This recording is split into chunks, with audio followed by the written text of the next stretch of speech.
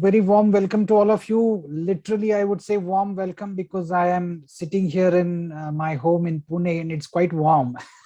So it's been the mid 30s centigrade throughout the day, most of the day.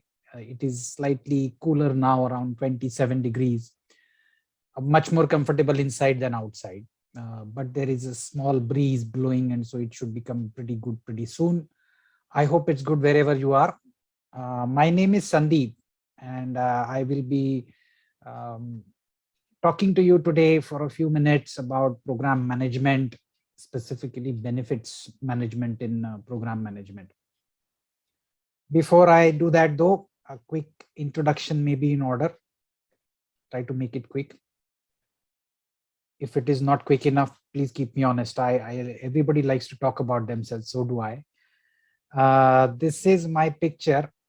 I can look like this. Obviously, I'm not looking like this right now. This picture is about 10 years old.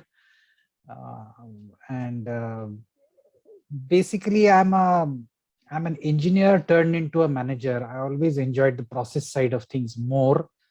So I like being in the management side of things. These are all my professional credentials. I have the PgMP, as you can see. I got it in 2008. I was among the first 100 worldwide to get it.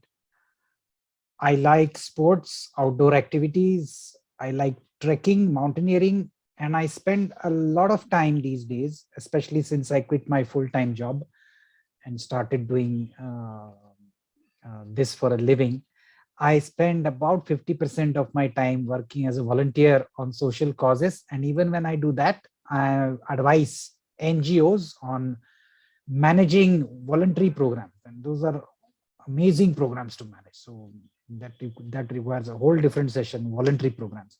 I will bring in some voluntary examples, NGO examples in this presentation too. In case you want to connect, this is my name. You can look out for me and you can look at this smiling young man beaming down on you from my profile picture. Okay, so I think that's good enough for the introduction. Let's not spend too much time with it. And what I'd like to do now is I would like to talk to you about realizing intended benefits. Okay, I'm going to share my screen. There we go. Before even I start talking about realizing intended benefits, this is the agenda just for the record. I am covering all the things, covering all the bases with regard to benefits management, knowledge area in program management. Before I take you through the benefit management life cycle from the PMI standard, a quick recap, if you don't mind. If you can help me with what PMI regards as the definition of a program.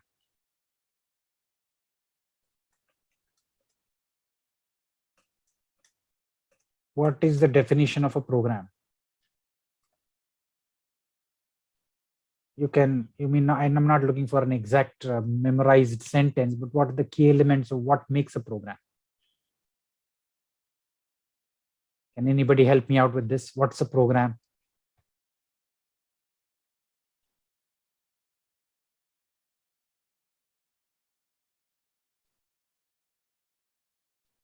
It's okay to guess. It's not a test.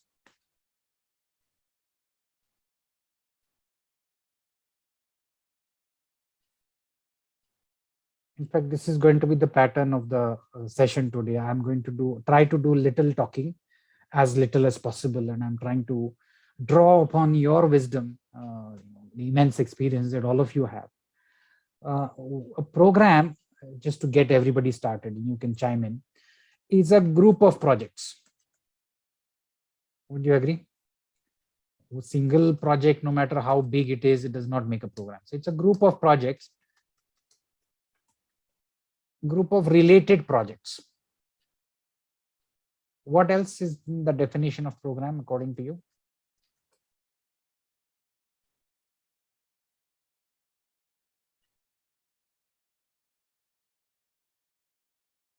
Why do we manage this group of projects together as a program? According to the definition, we manage them together in order to achieve some coordination. So they are managed together in a coordinated way in order to achieve some benefits and control that would not have been achieved by managing them individually. So if you manage them just like a disparate set of projects, you could not get the same benefits as you would if you manage them in a coordinated way like a program. So the word benefits, why I go through this definition with you, is that the word benefits is central to the notion of program management. And if I were to summarize the life of a program manager in one sentence, it is to make sure that the organization realizes the intended benefits from the program that they set out to work on. Okay, so that's why we discussed this. And how to do it, there are some techniques and some things that we have to do deliberately in an organized manner, which we will discuss briefly with a few examples, if you like. So let me go back to my presentation now. So this is the life cycle of benefits management. This is from the PMI standard, 4th edition of the standard for program management, PMI, starting with benefits identification, analysis and planning, benefits delivery, transition, benefit sustainment. There is more detail to it, which we will encounter as we go. I will make sure I share the presentation, and of course, even you can review the recording and stuff like that. So no need to make notes on this. If I want you to emphasize or make note of something, I will tell you. So what's a benefit?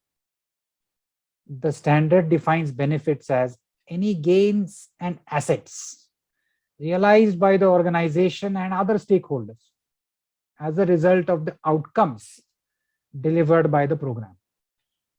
A benefit could be tangible or intangible. For example, out from a program, you might get a new product or a suite of products, more likely, or a new service or a service line, creation of alternative. As I speak of these categories, if you have an example you want to share, you can do so. In fact, it is welcome if you chime in and say, yeah, I know we once worked on a program which was on creation of an alternative. Does that ring a bell for anyone? A program meant to create an alternative.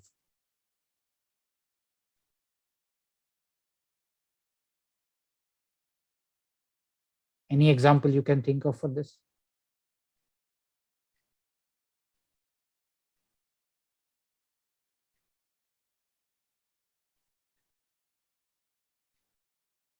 Speaking of program to create an alternative.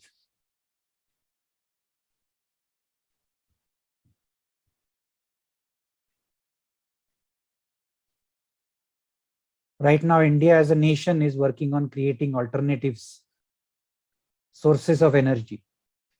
We are heavily dependent on oil, which is going through turmoil, literally speaking, at the moment. So whether there is turmoil or no turmoil, we are heavily dependent on fossil fuel, which is not sustainable. So we are trying to create alternatives. That's an example. There was a rehabilitation program we worked on when there was a flood and a bridge connecting a remote village washed away. So they needed an alternative way of transport to and from their village. Creation of alternative can be a program. And of course, the other things you can relate to: improvement in financial parameters, saving of valuable resource, recovering from calamity or disaster, social or economic benefit, which is very common in the voluntary sector, development sector, compliance, and so on. There is another interesting term called disbenefit. Disbenefit is specifically called out in the Prince 2 framework. Some of you may be familiar with Prince 2, right? Managing successful projects, managing successful programs. They do talk about disbenefits, and somehow PMI hasn't yet caught on to that. But it's a very interesting idea. If you are working on a program, definitely you get some benefits, hopefully, that's why you do it. But there are also some side effects which are not good. For example, automation, good for an organization, reduces errors, reduces cost. But this benefit is people who were performing that process manually now made redundant. This benefit. Or we came up with a easier, faster, more efficient process for dehusking of rice, for example. Take a agricultural example. But this benefit is increased energy consumption. Previously, it used to be done by hand. It used to take a lot of time, laborious, not as efficient, and consistency of the output not good. So automation is good there as well, but increased energy consumption and emissions, that's not good. So disbenefits also something to keep in mind when you're doing benefits management. You can chime in with question, comment at any time, although I will leave approximately 20 or more minutes for Q&A. You are welcome to ask questions or jump in at any time. Please don't worry about throwing me off track, because I know how to complete this presentation. And I will do it. Examples of benefits. Tangible benefits, financial measures like sales or profit margins, cost savings, launch of new products, bringing in new business, increasing market share. Intangible benefits, those are also important to capture, articulate, and also measure. Improvement in morale. Way back in 2006, I was at a PMI conference, the first PMI conference I ever attended in Bangkok, Thailand.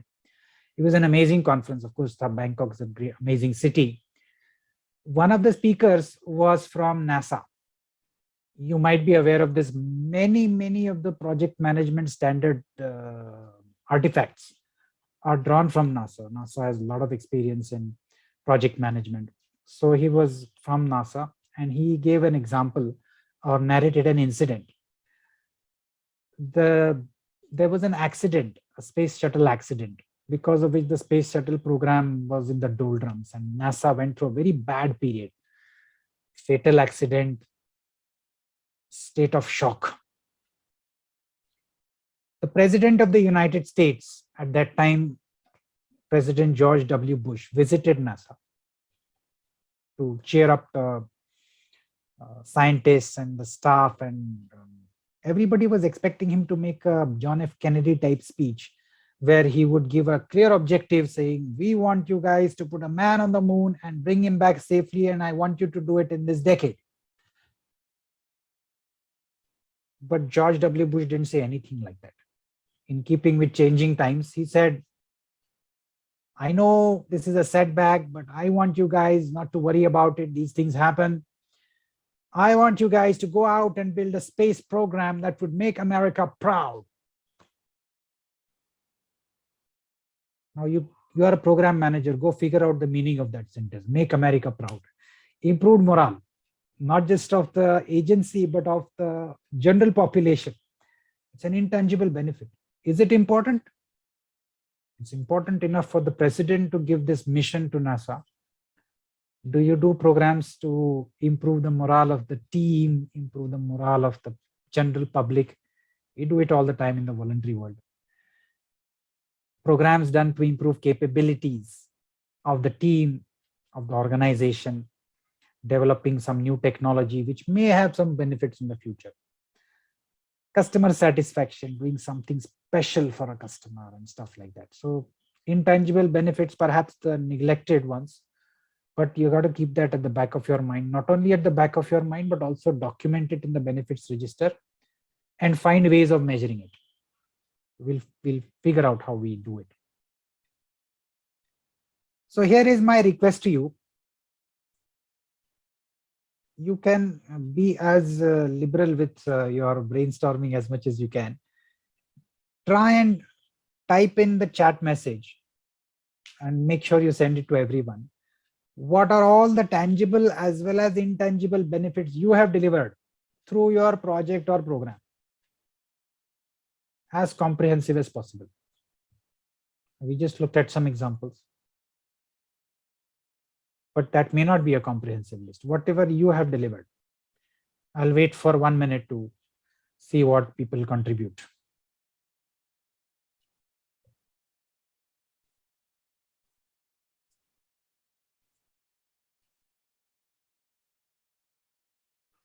What are the tangible or intangible benefits that your program will deliver or has delivered in the past? Either way works.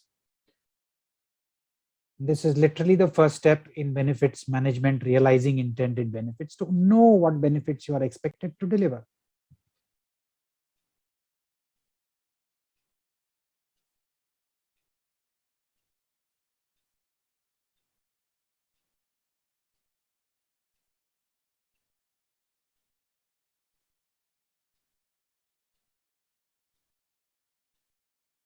Anyone?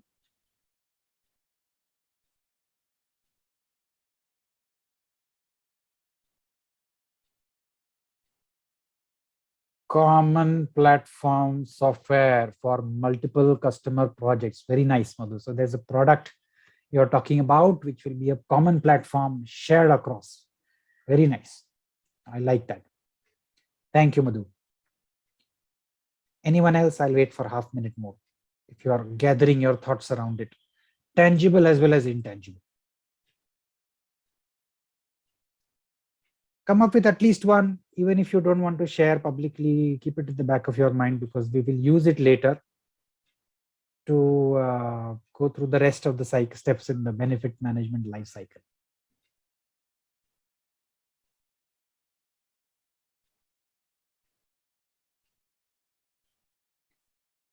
Okay. Very good.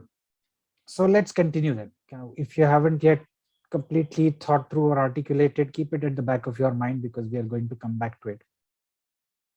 There is a framework which again is borrowed from the Prince2, managing successful projects and programs. And again, obliquely referred to in PMI standard, but PMI doesn't yet have all that well laid out. But we use it a lot, especially in developmental projects. Output, outcome, benefit. The PMI definition sort of refers to this obliquely, but not very explicitly. What I would like you to think about is whatever benefit you just said, like Madhu said, common platform software. Is it an output or an outcome or a benefit? Yeah, therein lies the answer. One of the things about program management I like a lot is that it elevates your thinking from mere delivery of outputs. Now that is important. Please don't neglect it. Project management, delivering outputs important, but program, not just outputs, thinking benefits. So I'll share an example with you. I was once called upon to make a proposal, funding proposal for an organization working in the healthcare sector. And their goal was to come up with preventive healthcare facilities for women working in low income groups. That was their mission, something like that. So we tried to put it into outputs, outcomes, benefits, whatever they were trying to deliver. So what were we trying to do there? Outputs where we would go to these low income areas and conduct health checkup camps, through which we would come up with some reports, diagnostics, and we would give people advice. There would be some doctor or medical professional to advise people. And if somebody had a genuine problem, we would even assist them in treating. If sometimes treatment is as simple as you are anemic, lacking in iron, you just need to take a pill. Doesn't cost a lot. Or it could be something more serious that we need to get you checked or scanned, where we may not have funding, but we can advise them that there are philanthropic organizations or hospitals where they can possibly get help. So we help them out. This is the output. What will happen if we deliver this output? Why should an organization fund this? What is it going to result in larger good of the community? Here are the outcomes. In these communities, typically there is low awareness in terms of health and hygiene. Low awareness. People tend to neglect their own health. They're too busy earning their living, making two ends meet. This is very sad, but it's true. Very often we find illness which would soon become serious. We can nip it in the bud by timely treatment, like treating vitamin deficiency. It's very, very common in India. Or calcium deficiency in women, and anemia, iron deficiency in women. Very common. Before it leads to something more serious, we can easily treat it, no problem. And of course, very often these people don't know where to go when they need specialized treatment.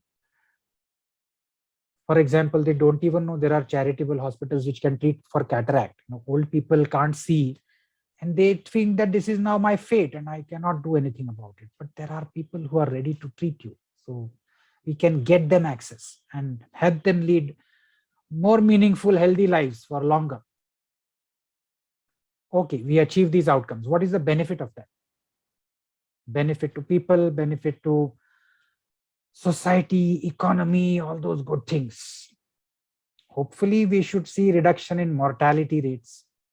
Life expectancy should go up because we are helping you prevent a lot of serious illnesses at source. It should lead to social and economic well-being. You would lose less time and energy to illnesses, feeling a little sick and feeling pain in the joints and not able to get your job done. And now, because of curing these common symptoms, you have better immunity and you're able to get your job done. Economic status of the people improves.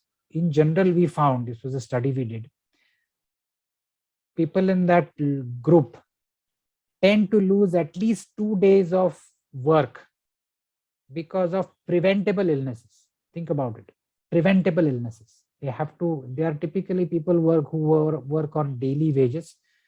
Either they drive a cab or they work as domestic help at somebody else's house. If they don't show up at work, they don't make money. Simple as that. So you lose 2 days of productive time. Think about it, in a month because of this. So if you can prevent that, bring it down to 0 or 1 even, it's a tremendous benefit. And often these people are misguided by misinformation. Quacks who tell them, stories, cock and bull stories, do this and do that, and that will happen. And for this, you can unproven remedies, untested treatments. They are sold to them for selfish reasons. Unfortunately, internet and social media has made matters worse. If anything, it has increased access to poor information as much as it has increased access to good information. It is very confusing what information is good and bad. Sometimes even we get confused. But if you have regular checkpoints with them, they have phone numbers they can reach you at, then there is less chances of misinformation in the society. This is huge in things like, pandemic. We need to increase the level of vaccination. So much misinformation about vaccination, so much that we can prevent because of this. It's a huge benefit. So are we clear about this distinction? Outputs, outcomes, benefits, whatever you are talking about, a big leap of faith going from project to program level.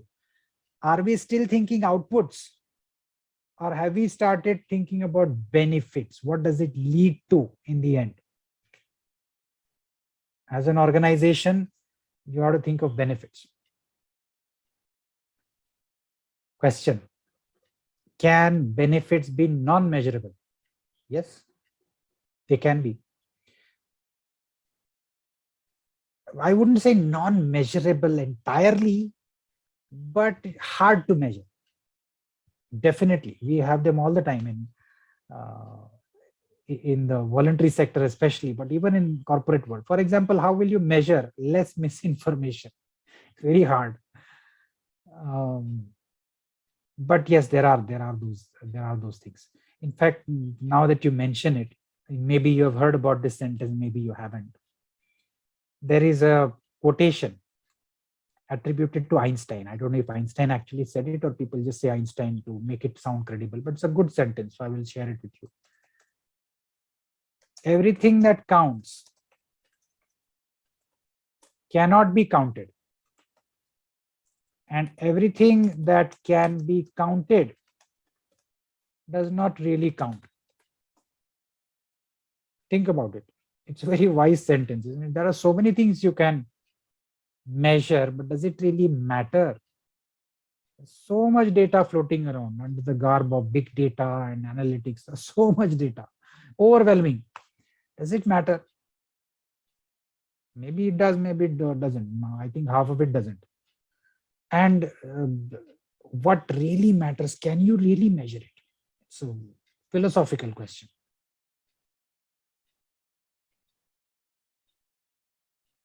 So the next thing is documentation of the benefits. Now that we have identified it, we have to document it, tangible as well as intangible. Otherwise, how do we know what are we likely to deliver? What are we on track to deliver? What are we not on track to deliver? How do we prove to stakeholders that we program achieved the success that it was supposed to achieve? So to document it, we create what PMI calls a benefit register. There are so many registers. You might have heard about risk register, stakeholder register, yet another one added, benefits register. So benefits register documents the planned benefits, tangible as well as intangible, and it must be kept up to date frequently. Benefits register may include list of benefits, KPIs or thresholds. That if we say reduction in mortality, what is it now? And what's the bare minimum we expect it to drop to? When do we claim success? How will we measure it? And so on and so forth. So clearly, benefits register will help us channelize our thoughts and energy to the exact question that Abhi just asked. Can we measure it? Or can we at least get some indicators? Are we doing okay on this front or are we not? Can we show a status indicator, progress indicator? When will we achieve the benefit?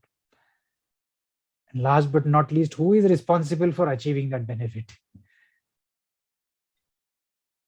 So now that we have identified it, we document it in the table benefits register.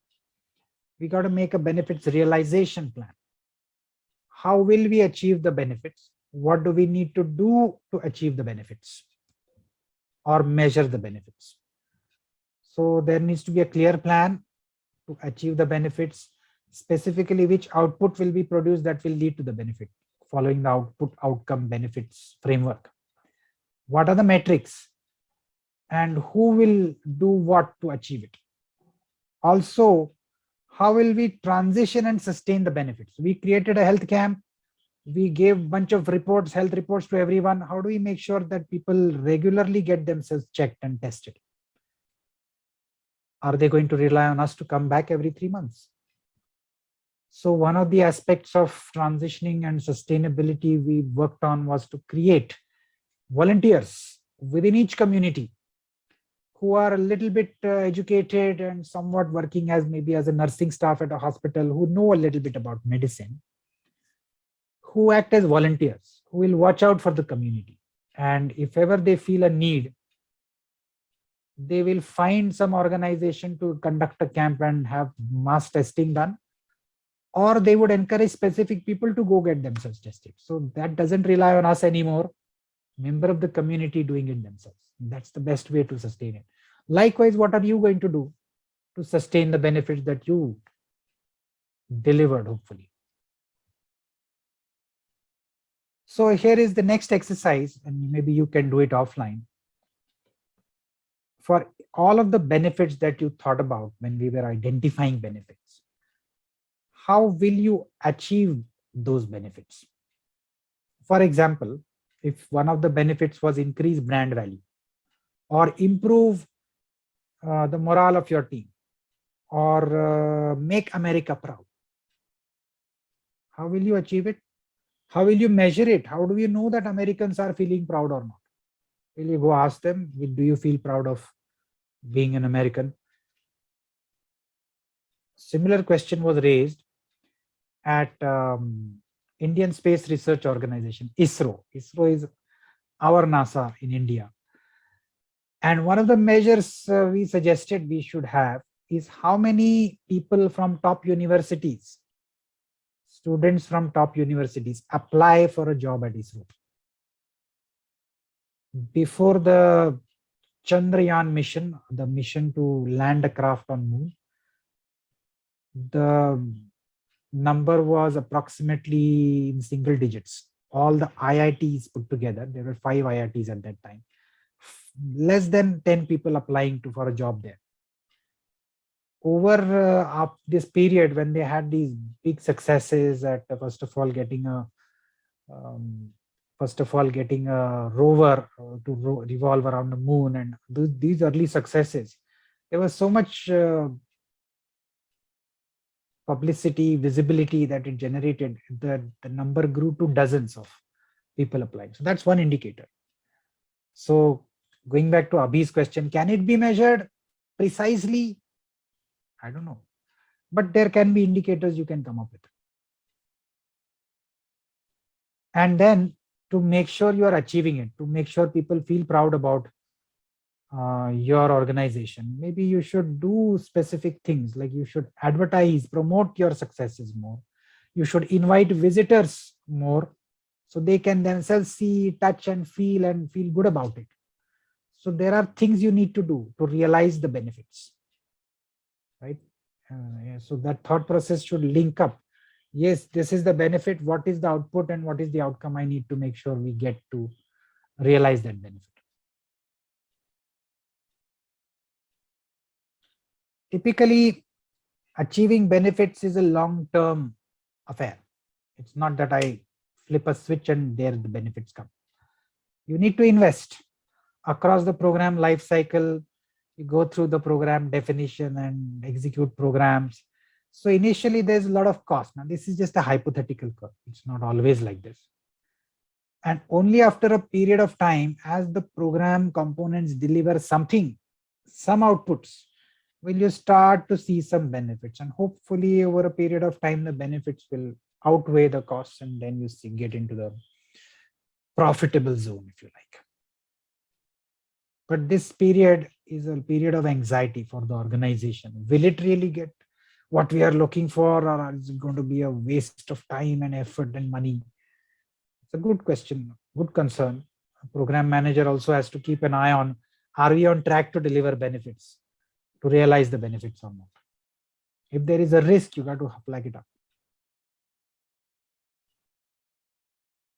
So what is a program manager's role in all this? Benefits management is one of the 5 domain areas of program management as laid out in the standard for program management. First one is life cycle management, strategic alignment, stakeholder engagement, program governance, and benefits management.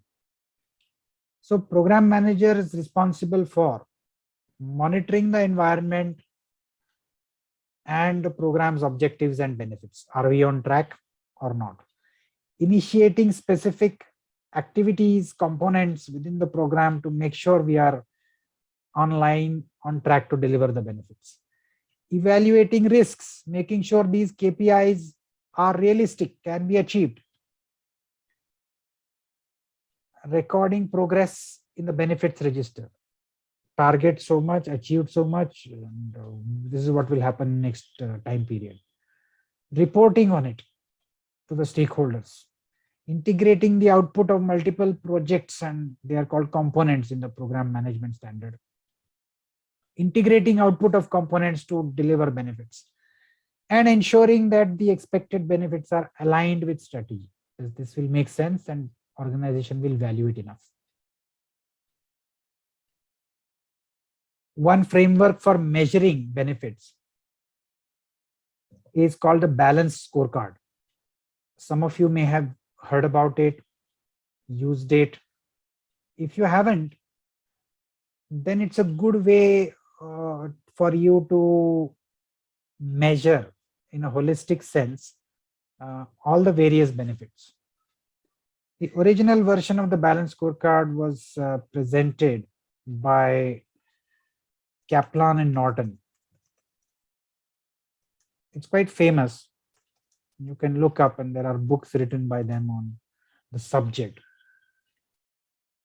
By the way, balanced scorecard has a very nice ring to it. If you want to impress your audience, use this term, balanced scorecard. We need to have a balanced scorecard for this and that. Kaplan and Norton balanced scorecard has 4 vectors to it.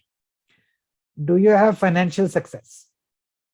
Financial benefits, as we said, could be profits, revenues, operational costs. And if you're talking development sector, government sector, economic value added, stuff like that. But that's not enough. You may be financially successful today, but is the customer happy? Do the customers like you? If customers don't like you, then the success is not likely to last very long. So how do you measure customer satisfaction? It's a very tough job, measuring customer satisfaction. Yeah, you can always ask them for feedback, but I don't know, this is very frustrating. People ask for feedback all the time. There is too much feedback going on. Every day, I get at least 3 or 4 requests for feedback.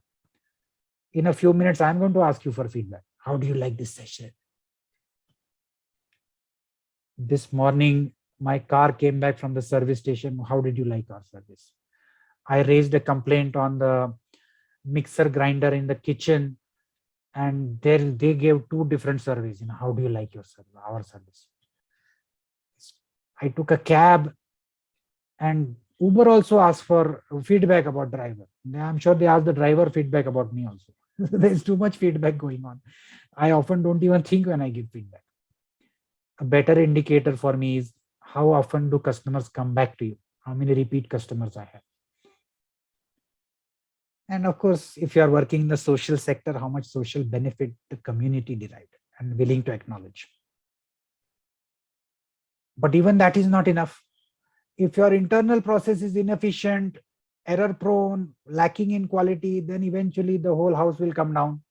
So you have to have some internal process metrics like employee productivity, efficiency of the process, energy consumption in energy intensive industries, process compliance. These are examples. They are not a comprehensive list. You can think of more measures in each vector. Last but not least, learning and innovation. Are we constantly innovating as an organization? That is also important, especially in the modern day and age, where the rate of obsolescence is phenomenal. Are we generating new product ideas in enough numbers? Are we generating intellectual property? Are we publishing in the industry, making presentations and stuff like that? A variant of balanced scorecard by Kaplan and Norton is called the Malcolm-Baldrige model. I also like this model a lot. It's got 7 aspects, not 4. Leadership, strategic planning, customer focus, market focus, and so on. You can measure, define metrics on all of these fronts. Best way is you come up with the balanced scorecard for your team, your department, your program, or your organization as a whole. So this is what I'm going to urge you to think about as an exercise. You can do it offline. For your program, what would the balanced scorecard look like? What would your success measures look like? How do we tell our stakeholders that the benefits you guys were looking for, we have actually achieved them? What is the proof you will generate?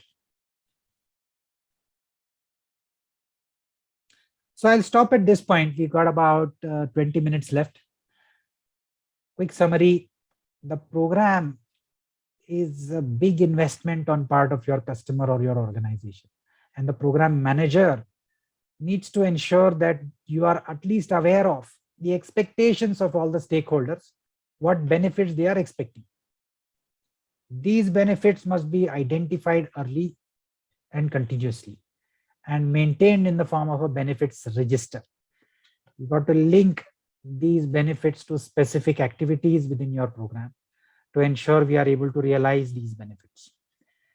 And upfront, you should also define a measurement framework, a balance scorecard to track the benefits. Otherwise, it's always I said, you said.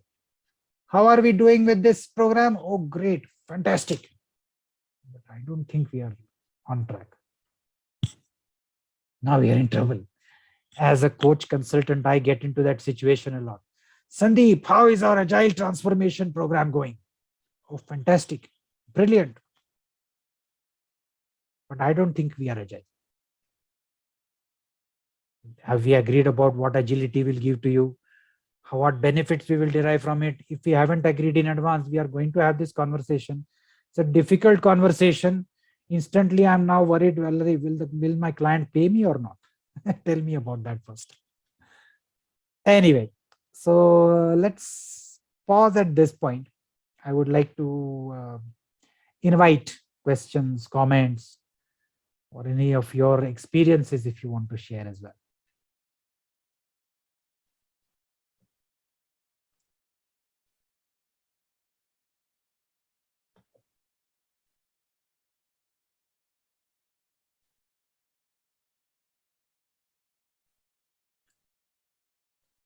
Anything from anyone?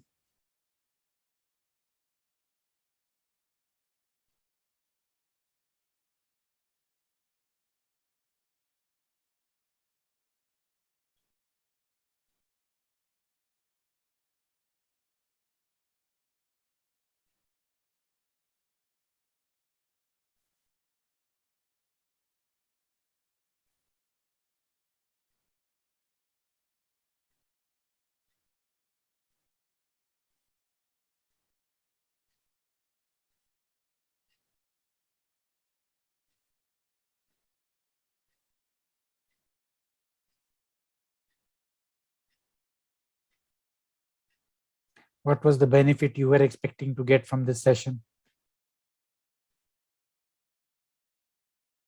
I don't know whether to call it benefit or output or outcome, but one outcome is PDU, I think.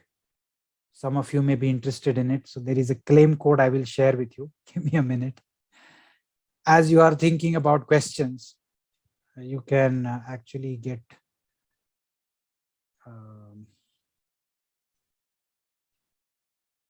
I think one PDU for this program. So I'm going to share the claim code with you if that's what you were looking for.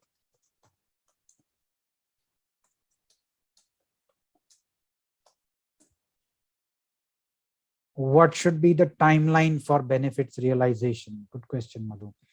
It varies. It varies, depends upon the program. Of course, that's a standard answer I can always give as a consultant, that it all depends, right? You can never go wrong with that answer.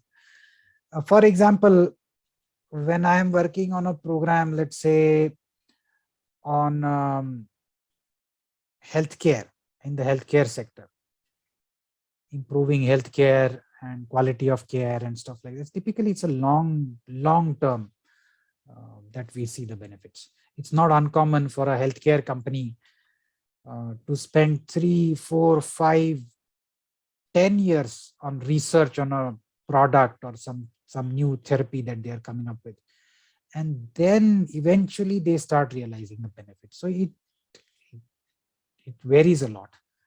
Whereas in the IT sector, if I say you will get benefit next year, is also too far out. No, I want it now. If I don't get any benefit now, I'm not spending. So people are in a hurry. So it varies a lot.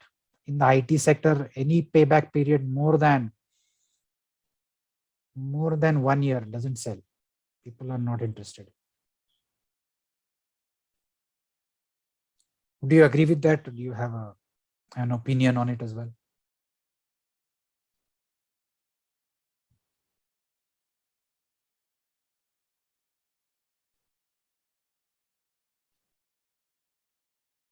But your question is valid, that as a program manager, when you make a roadmap, you have to say when we will deliver an output and when it will translate into benefits.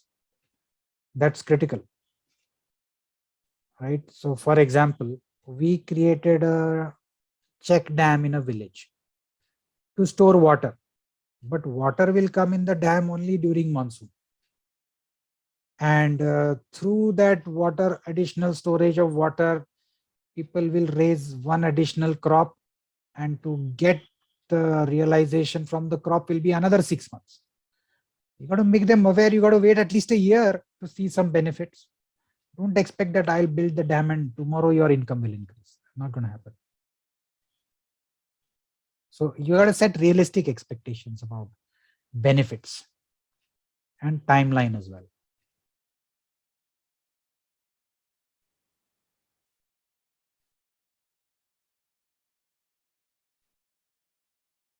Very good. Anything else? Anybody else have any?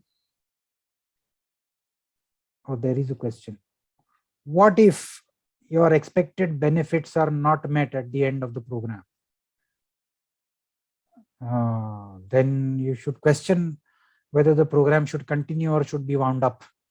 Program should continue so long as it is on track to achieve at least part of the benefits it set out. If it is not on track, that's one of the important roles of a program manager, to be alert to the possibility that your program may not deliver all the benefits, and tell your stakeholders, maybe the best thing we can do in this program is to shut it down or at least ramp it down considerably. So it happens, it's quite possible. Example, right now we are working with a mining company based in Africa, gold mining, literally. Up until a few months ago, they were in a big state of turmoil. You know, their input costs rising, manpower cost, machinery cost, IT, digital cost, everything rising, and the price of gold not rising that much. So whatever investments they make, mining industry again very intensive in terms of investment. You got to have land parcel and clear title, and you set up all this infrastructure for excavation, extraction, purification, so much investment, and before they can see some benefits. So if you are not on track, then best thing is to shut down. They're almost ready to shut down their programs, and then the clouds of war started, and now the price of gold ramping up. So maybe now it is valid. Now it is no longer valid.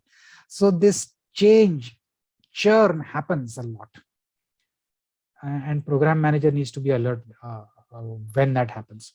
One way to sort of protect yourself against this vagaries of dynamics of business is to be more agile as a business, so that you can work in small increments, limit the amount of investment you make, and you quickly see whether you are going to meet or not going to meet benefits. Feedback has to be quick. The more you can accelerate feedback, the better. It's quite possible benefits may not be achieved, but the earlier you know, the better it is. That's a very good question. What if we are not able to deliver? Okay, I'm going to start a poll.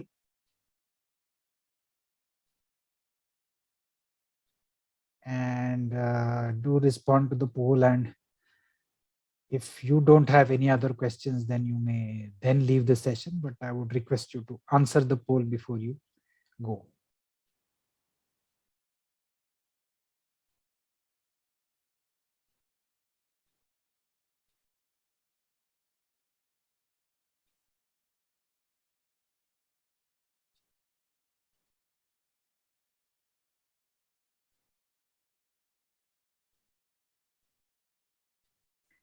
Once again, I'm going to leave my name. You can find me if you want to connect with me on open social media or through ProThoughts. That works as well.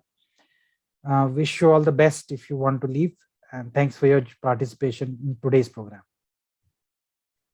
I'll hang around for a few more minutes for any last remaining questions, comments.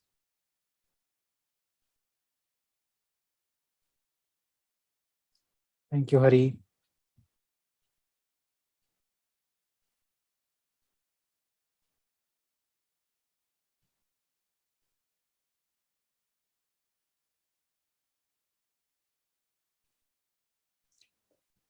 Thank you, Abhi.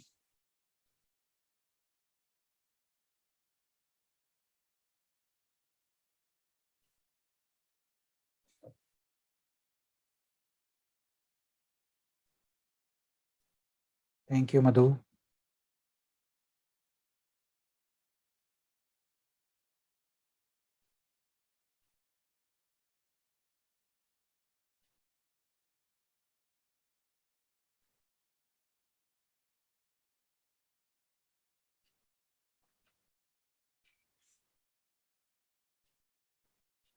Okay, then. So I guess if there is nothing else, then let's call it a day. Thanks a lot for your participation, and hope we can meet again in some session, some forum, shape and form at a future date. Wish you all the best.